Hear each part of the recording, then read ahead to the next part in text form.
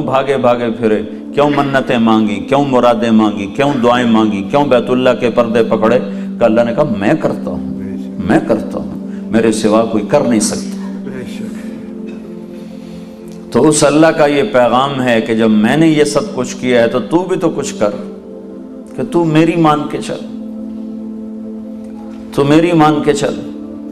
یہ تمہاری اولاد ہے، تو میں نے کان سے پکڑ کے کہا تو یہ کرو، یہ نہ کرو، یہ کرو، یہ نہ کرو، تو آگے کوئی ہیل حجت کرے تم کہتے چپ رہو، جو کہا جائے وہ کرو، جو کہا جا رہا ہے وہ کرو، تم ابھی چھوٹے ہو، تمہیں پتہ نہیں۔ یہی کچھ اللہ مجھے کہتا ہے کہ میرے بندے وہ کر جو کہہ رہا ہوں، شراب نہ بیچ، سود پہ کام نہ کر۔ تم کہتے ہو گزارا نہیں ہوتا، تو اللہ کہتا ہے تمہیں خبر نہیں، مجھے خبر ہے۔ تم چھوٹے بچے کے سے تو اپنی مرضی کروا لیتے ہو، ممکن ہے تمہارا بچہ تم سے صحیح بات کر رہا ہو اور تم غلط ہو، لیکن تم بڑے ہونے کے دعوے پر اپنے بچے کو اپنے تابع چلاتے ہو۔ تو میں تم سب کا بڑا ہوں اور مجھ سے بڑا کوئی نہیں، میں کہتا ہوں یہ کام مت کر، تم کہتا میرا گزارا نہیں۔ کیسے کہتے ہو؟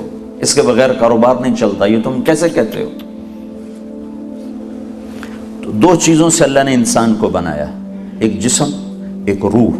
روح اللہ کا امر ہے، وہ آتا ہے تو زندگی وجود میں آتی ہے، اور اس کے بارے میں خاموشی ہے۔ یسألونک عن الروح، یہ قریش مکہ گئے یہود کے پاس کہ یہ جو ہمارا نوجوان اپنے آپ کو نبی کہنا شروع کر دیا ہے اس نے، تو اس کو ہم کیسے ٹیسٹ کریں؟ تو یہودیوں نے کہا اس سے 3 سوال کرو، پوچھو ذوالقرنین کون ہے، پوچھو اصحاب کہف کون ہیں، پوچھو روح کیا ہے۔ وہ 2 کا جواب اگر دے، ذوالقرنین اور اصحاب کہف کا قصہ سنائے اور روح پر خاموش ہو جائے تو وہ نبی ہے، اور اگر روح کا بھی فلسفہ بتانا شروع کر دے تو پھر وہ جھوٹا ہے۔ تو اب یہ اخنس بن شریک اور عاص بن وائل، یہ عرب سردار جا کے ملے تھے، یہ بڑے آئے گھوڑے دوڑاتے ہوئے کہ محمد تم سے 3 باتیں پوچھنی۔ تو آپ نے کہا پوچھو۔ کہا اصحاب کہف کون ہیں؟ تو اللہ نے کہا ام حسبت ان اصحاب الکہف والرقیم کانوا من آیاتنا عجبا اذ اول فتیۃ الی الکہف فقالوا ربنا آتنا من لدنک رحمتا وہیئ لنا من امرنا رشدا۔ سورہ کہف شروع ہو گئے، اللہ نے اصحاب کہف کا قصہ شروع کر دیا۔ پھر کہنے لگے ذوالقرنین کون ہے؟ تو اللہ تعالیٰ نے اتارا یسألونک عن ذی القرنین قل سأتلو علیکم منہ ذکرا انا مکننا لہ فی الارض وآتیناہ من کل شیء سببا فاتبع سببا۔ میں تمہیں ذوالقرنین کا قصہ سناتا ہوں، وہ سارا سنا دیا۔ پھر پوچھا روح کیا ہے، روح کیا؟ اب وہ سارے منتظر ہیں کہ اب یہ روح پر بھی کوئی تقریر کرے گا۔ روح وہ تو ما ینطق عن الہویٰ، میرا نبی خود تو بولتا ہی نہیں تھا، وہ بولتا تھا جو اللہ بلواتا تھا۔ ایک صحابی کہنے لگے یا رسول اللہ، عبداللہ بن عمر، میں آپ کی باتیں لکھا کرتا ہوں، کبھی کبھی آپ غصے میں ہوتے ہیں، اس وقت بھی لکھا کرو۔ انہوں نے یوں سوچا کہ جیسے ہم غصے میں اوپر نیچے ہو جاتے ہیں، تو اللہ کا نبی غصے میں، کیا اللہ کا نبی غصے میں بھی صحیح بات کرتا ہے؟ یہ ان کو دھوکہ لگ گیا۔ تو یا رسول اللہ آپ غصے میں ہوتے ہیں، اس وقت بھی میں لکھا کروں؟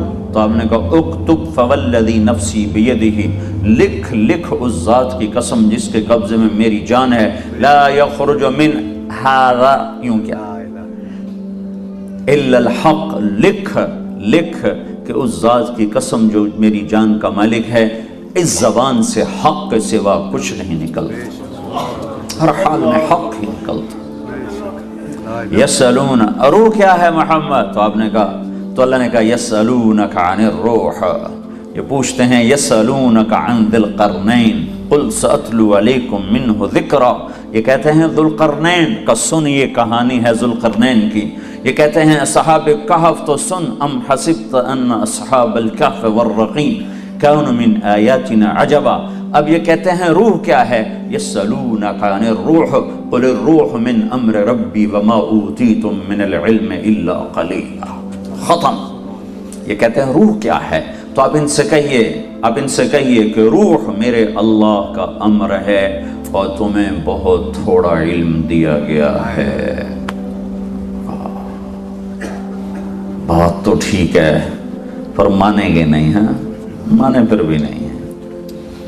تو اللہ نے میرا اور آپ کا جسم دو چیزوں سے بنایا ہے، ایک مٹی، ایک روح۔ مٹی سے یہ جسم بنا اور اس پر رنگ روپ ڈالے، یصورکم فی الارحام میں کیف یشاء، اور پھر روح ڈالی۔ اب روح کے لیے الگ ضرورتیں ہیں اور جسم کے لیے الگ ضرورتیں ہیں۔ روح کی غذا الگ ہے، جسم کی غذا الگ ہے۔ جسم کے لیے اللہ نے اس کو مٹی سے بنایا تو اللہ نے اس کا دھرتی پر دو دسترخوان لگائے ہیں۔ ایک دسترخوان ہے جس پر جسم کے لیے غذا چنی ہوئی ہے، اور دوسرا دسترخوان ہے جس پر روح کے لیے غذا چنی ہوئی ہے۔ جس غذا کو چھوڑو گے اس کا نقصان آپ کو نظر آئے گا، اس کا نقصان آپ کو اٹھانا پڑے گا۔ جسم کی غذا چھوڑیں تو اس کا نقصان نظر آتا ہے، روح کی غذا چھوڑیں تو اس کا نقصان بھی نظر آتا ہے۔ یہ دو دسترخوان میرے اللہ نے آسمان سے اتارے ہیں۔ ایک دسترخوان ظاہری ہے، انزلنا من السماء ماء، کہ ہم نے انا سببنا الماء صبا، ہم نے پانی اتارا، ثم شققنا الارض شقا، پھر ہم نے زمین کو پھاڑا، فانبتنا فیہا حبا وعنبا وقضبا وزیتونا ونخلا وحدائق غلبا وفاکہۃ وابا۔ ہم نے آسمان سے پانی اتارا۔ الم تر، اس سے اور پہلے، الم تر ان اللہ یزجی سحابا، دیکھتے نہیں ہو یہ بادل کہاں سے آتے ہیں؟ تمہارے بس میں ہوتے تو تم سردیوں میں سارے بھگا دیتے بادل، کہتے ہٹ جاؤ سانو دھوپ چاہیے سانو۔ تو کہنے لگا تو کون لاتا ہے بادل کھینچ کے، کون لاتا ہے؟ الم ترى، کبھی غور کی کیا؟ ان اللہ یزجی سحابا، یہ بادل اللہ ہانکتا ہے، ثم یؤلف بینہ، پھر ان کو آپس میں جوڑتا ہے۔ پھر ایک عجب آیت اس وقت کہی گئی جبکہ بادلوں کے اوپر دیکھنے کا کوئی نظام تھا، ثم یجعلہ رکاما، پھر انہیں یوں پہاڑ بنا کر کھڑا کر دیتا ہے۔ اب یہ جب جہازوں پہ سفر ہوا تو پھر اوپر جا کے دیکھا کہ بادل پہاڑ کی طرح کھڑے ہوئے ہیں اور یوں مخروطی شکل میں کھڑے ہوئے ہیں، اور میرے نبی پر قرآن اس وقت اترا تھا جب بادلوں کے اوپر دیکھنے کا کوئی وسیلہ نہیں تھا، تو اللہ نے اس وقت کہا کہ میں ایسے مخروطی شکل میں پہاڑ بنا کے روکامن میں انہیں یوں کھڑا کر دیتا ہوں اوپر۔ اس کے بعد اگلا نظام ہے انا سببنا الماء صبا، میں پانی برساتا ہوں، سببنا الماء صبا، برساتا ہوں انوکھے انداز میں۔ انوکھا انداز کیا ہے؟ پانی 1200 میٹر کی بلندی سے برستا ہے۔ جو بادل 1200 میٹر پر ہوتے ہیں بس وہ برستے ہیں، نہ اس سے اوپر برستے ہیں نہ اس سے نیچے برستے ہیں۔ یہ جو اولے ہیں یہ اوپر سے آتے ہیں، وہ جو برف گرتی ہے یہ اوپر سے، وہ جو رکام بنے ہوتے ہیں ان میں سے برف گرتی ہے۔ تو 1200 میٹر کی بلندی سے پانی کے قطرے کے برابر اگر کسی چیز کو گرایا جائے تو اس کی رفتار بنتی ہے 558 کلومیٹر فی گھنٹہ۔